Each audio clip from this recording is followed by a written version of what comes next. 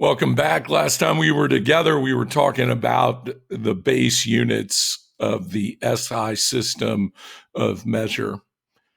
We included time and temperature and mass and length.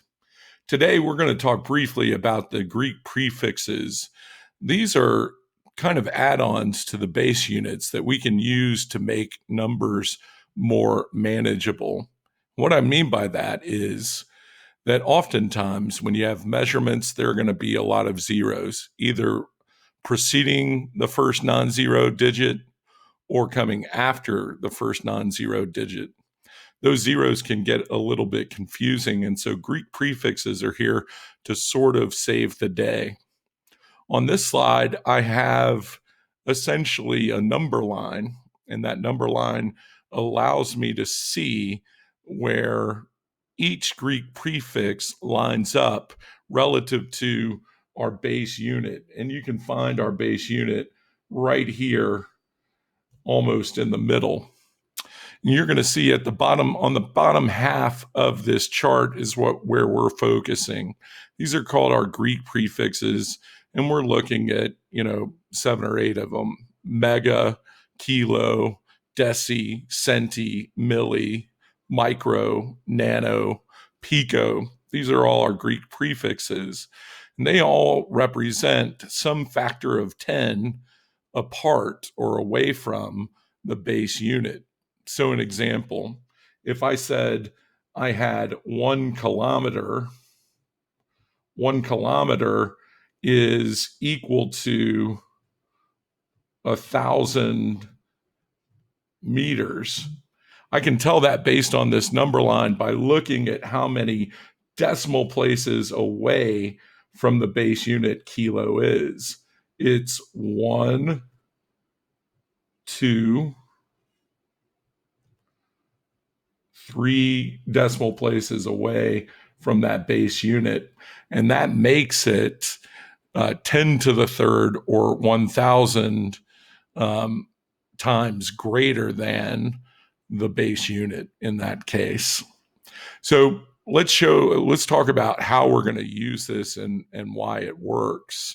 I have a series of questions on the next slide that we're going to take a look at.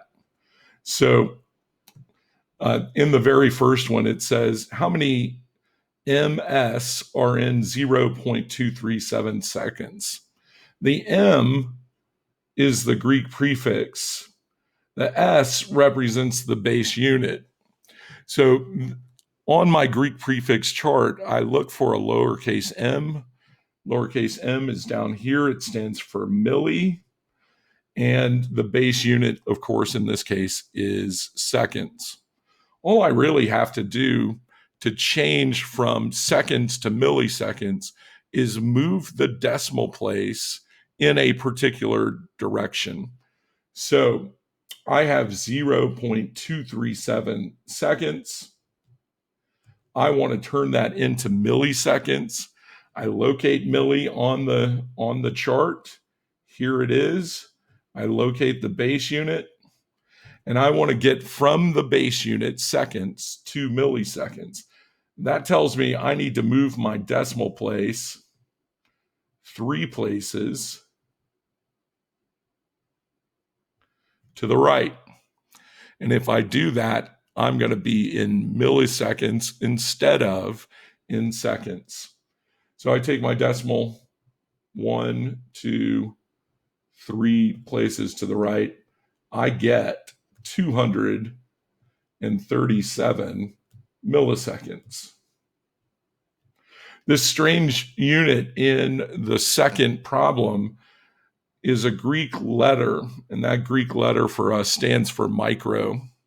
So in the second question, we're being asked how many micrometers are in 0.0000495 meters. I think this best illustrates the reason we use Greek prefixes in the first place. We have all of these zeros that precede our first non-zero digit. They can easily get jumbled or mixed up, or we could add one or forget one. And so moving into a Greek prefix where there are fewer zeros is typically advantageous. So I'm going to locate micro on my screen. Micro actually means 1/1,000,000th of the base unit. Okay. And if you look at it, it is not 3 places to the right of the base unit. It is 4, 5, 6 places to the right of that base unit. And so if I take my measurement 0.00000495 and I move my decimal 1, 2, 3, 4, 5, 6 places to the right, I get 400 or 49.5, and that is micrometers. Okay, it's as simple as that. Let's do a couple more examples. How many kj are in 751,000 J? Now, J is not one of our well-known base units. It's actually something called a derived unit. It's the derived unit for energy. It stands for joules.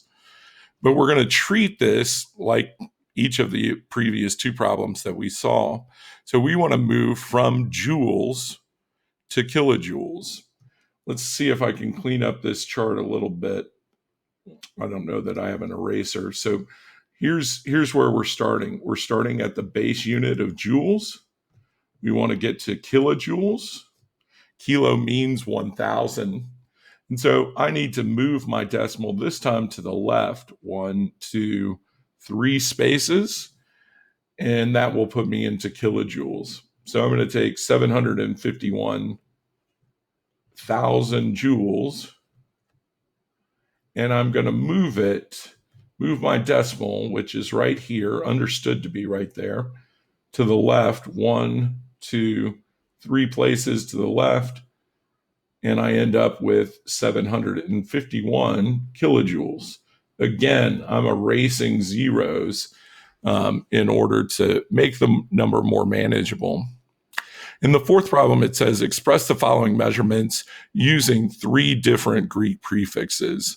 That means it's player's choice. We get to decide. And so I'm gonna try to make that number a little bit more manageable by moving the decimal to the right. If I look at where base is, here's base again. 1 place to the right is deci, it means 1/10.